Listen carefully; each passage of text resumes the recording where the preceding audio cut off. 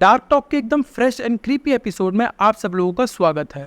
और दोस्तों, इससे पहले हम आज की स्टोरी शुरू करें, मैं आपके साथ एक छोटा सा पीस ऑफ इंफॉर्मेशन शेयर करना चाहता हूं कि अगर आपका भी कोई भी रियल हॉरर या क्रीपी इंसिडेंट है तो आप डिस्क्रिप्शन बॉक्स में दी गई ईमेल आईडी पर उसको हमारे साथ शेयर कर सकते हैं, जिसके ऊपर हम एक डिटेल्ड एपिसोड बनाएंगे। So now without wasting any time video को शुरू करते हैं। गाइस, इमेजिन कीजिए आपकी गाड़ी एक ऐसी हाईवे पर अटक जाती है जहां पर आपके आसपास कोई भी नहीं है, सिर्फ काला अंधेरा और रात का सन्नाटा है।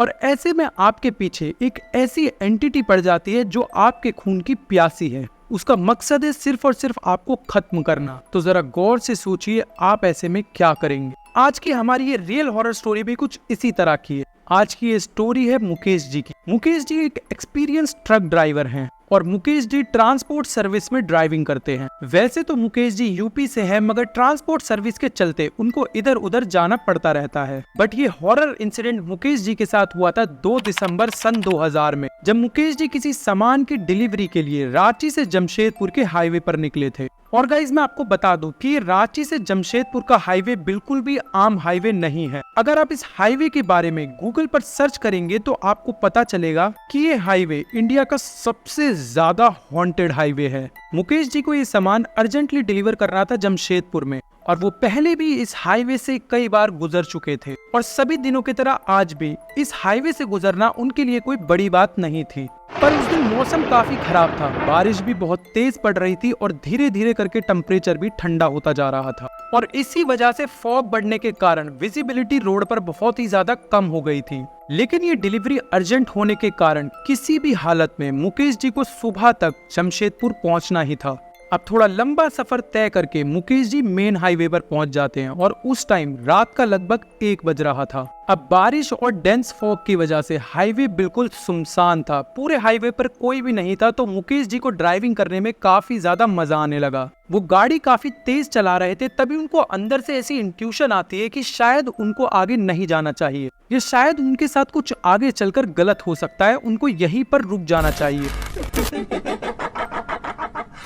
लेकिन डिलीवरी बहुत ज्यादा अर्जेंट थी और उनको किसी भी हाल में सुबह तक पहुंचना ही था। तो अपनी इंट्यूशन को इग्नोर करके मुकेश जी अपने ट्रक का रेडियो तेज आवाज में चला देते हैं और आगे का सफर तय करने लगते हैं। लेकिन जैसे ही वो थोड़ा सा आगे बढ़ते हैं, उनको जानवरों की बहुत तेज तेज रोने की आवाज आनी शुरू हो जाती है। ये आवाजें बिल्कुल भी नॉर्मल नहीं थी, ये काफी अजीब आवाजें थीं।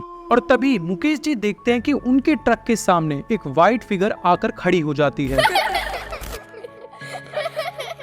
मुकेश जी उस व्हाइट फिगर को देखकर तुरंत ब्रेक लगा देते हैं, लेकिन पलक झपकते ही वो व्हाइट फिगर वहां से गायब हो जाती है। ये देखकर मुकेश जी हक्के बक्के रह जाते हैं। उनके कुछ भी समझ नहीं आता कि ये जो सब कुछ अभी हुआ ये क्या था। लेकिन फिर मुकेश जी के दिमाग में एक थॉट आता है कि बारिश बहुत तेज हो रही है, फॉग भी बहुत ज्यादा डेंस है, ऐसे में शायद मुझको ये वहम हुआ होगा कि सामने कोई खड़ा है। और इस बात को सोचने के बाद वो फिर से अपना रास्ता तय करना शुरू कर देते हैं। अब मुकेश जी बिल्कुल पहले की तरह नॉर्मल हो चुके थे, लेकिन मुकेश जी का रेडियो बिल्कुल भी नॉर्मल नहीं था। पता नहीं अचानक कैसे मुकेश जी के रेडियो के सिग्नल चले गए थे। ना ही कोई गाने बज रहे थे और ना ही कोई चैनल आ रहा था तो सिर्फ शोर। ये देखकर मुकेश जी सोचते हैं कि अब इस एफएम को क्या हो गया, अभी ट्रक रोकने से पहले तो ये बिल्कुल ठीक था। और ये सोचने के बाद मुकेश जी अपने एफएम को बंद करके ड्राइविंग पर फोकस करने लगते हैं। ये सब छोटे छोटे इंसिडेंट्स में ही लगभग 1 से 1.5 घंटा बीत जाता है और अब बज रहे होते हैं रात के 2:30। ड्राइविंग करते करते मुकेश जी देखते हैं कि हाईवे के साइड में एक व्हाइट फिगर दोबारा से खड़ी है, और ये वही व्हाइट फिगर थी जो अभी थोड़ी देर पहले ट्रक के सामने आई थी।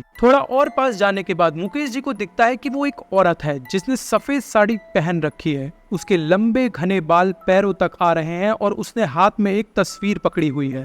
और बहुत ज्यादा ध्यान देने के बावजूद भी उसके बालों की वजह से उसका चेहरा बिल्कुल भी विजिबल नहीं है। अब ये सारी घटनाओं को अपनी आंखों से देखने के बाद मुकेश जी को डर लगना शुरू हो जाता है, क्योंकि उन्होंने भी इस हाईवे के बारे में पहले सुन रखा होता है, लेकिन वो इस हाईवे से इतना फ्रीक्वेंटली जाते थे और उनके साथ कुछ भी नहीं होता था। तो वो ये समझा करते थे कि ये सारी घटनाएं जो लोग बताते हैं एकदम झूठ है। पर अब वो ये चीज बहुत अच्छे से समझ चुके थे कि ये जो चीज उनको रोड पर दिखाई दे रही है ये इंसान नहीं है। मुकेश जी डर के मारे अपने ट्रक की स्पीड काफी ज्यादा बढ़ा देते हैं। वो सोचते हैं कि कैसे भी करके ये हाईवे जल्दी क्रॉस हो जाए। और जैसे जैसे उनका ट्रक आगे बढ़ रहा था, वो सफेद साड़ी पहनी औरत अपने आप उस ट्रक के आगे आती जा रही थी। अब ट्रक हाईवे के उस पार्ट पे आ चुका था जहां पर हाईवे बहुत ही ज्यादा डार्क और क्रीपी हो जाता है। हाईवे के दोनों साइड पर लंबे लंबे पेड़, हाईवे पर पिन ड्रॉप साइलेंस और दूर दूर तक बिखरा हुआ अंधेरा और ठंडी हवाएं ऐसी जो आदमी का खून जमा दें। कुछ देर बाद वो औरत ट्रक के सामने दिखना बंद हो जाती है। मुकेश जी राहत भरी सांस लेते हैं कि चलो अब जान छूटी। लेकिन फिर अचानक से वो औरत ट्रक के एकदम सामने आकर खड़ी हो जाती है। पर इस बार मुकेश जी ब्रेक नहीं लगाते हैं। वो उस एंटिटी के ऊपर से ही ट्रक निकाल देते हैं, क्योंकि इस बात को मुकेश जी बहुत अच्छी तरीके से समझ चुके थे कि ये कोई इंसान नहीं है, ये कोई शैतानी आत्मा है जो आज मुझे खत्म करने आई है। अब मुकेश जी उस एंटिटी के ऊपर से ट्रक निकालने के बाद अपने बैक मिरर में देखते हैं कि वो एंटिटी वहीं है या नहीं। तो वो देखते हैं कि वो एंटिटी पीछे मुड़कर उनको ही घूर घूर कर देख रही है और वो एंटिटी बिल्कुल अनटच्ड वहीं पर वैसे ही खड़ी हुई है, जिसे देखकर मुकेश जी का शक यकीन में बदल जाता है कि वो औरत कोई इंसान नहीं, एक आत्मा है। उस एंटिटी को खुद को घूरता देख मुकेश जी के हाथ तेज तेज कांप रहे थे। वो चाहते थे कि किसी भी तरह से बस ये हाईवे पार हो जाए और मैं सही सलामत बच जाऊं। और अनफॉर्चुनेटली तभी मुकेश जी का ट्रक अचानक से झटके खाकर बंद हो जाता है। अब मुकेश जी उस एंटिटी के साथ उस हाईवे पर बिल्कुल अकेले थे और ये सोच सोच कर मुकेश जी के दिल की धड़कनें काफी तेज होती जा रही थी। मुकेश जी बार बार चाबी को घुमा घुमा कर ट्रक को स्टार्ट करने की कोशिश कर रहे थे और इसी कोशिश में उनके ट्रक की बैटरी भी खत्म हो गई थी। अब ना तो सेल्फ लग रहा था और ना ही ट्रक स्टार्ट हो रहा था। अब इस मोमेंट पे मुकेश जी अपनी जेब से फोन निकालते हैं अपने दोस्त को फोन करने के लिए, लेकिन तभी वो देखते हैं कि उनके फोन में तो नेटवर्क ही नहीं आ रहे। अब इस पॉइंट पर मुकेश जी पूरी तरीके से फंस चुके थे। वो हाईवे से नीचे भी नहीं उतर सकते थे उस औरत की वजह से, और आसपास से कोई व्हीकल भी नहीं गुजर रहा था जिससे वो हेल्प मांगे। और इसकी वजह ये थी कि इतने खराब मौसम में कोई भी कमर्शियल व्हीकल उस हाईवे पर चलता नहीं है। लेकिन मुकेश जी की मजबूरी थी, उनको सुबह तक अर्जेंट डिलीवरी करनी थी, इसलिए वो उस हाईवे पर निकले थे। अब इस मूवमेंट पे मुकेश जी पूरी तरीके से हेल्पलेस हो चुके थे और तभी वो हुआ जो नहीं होना चाहिए था।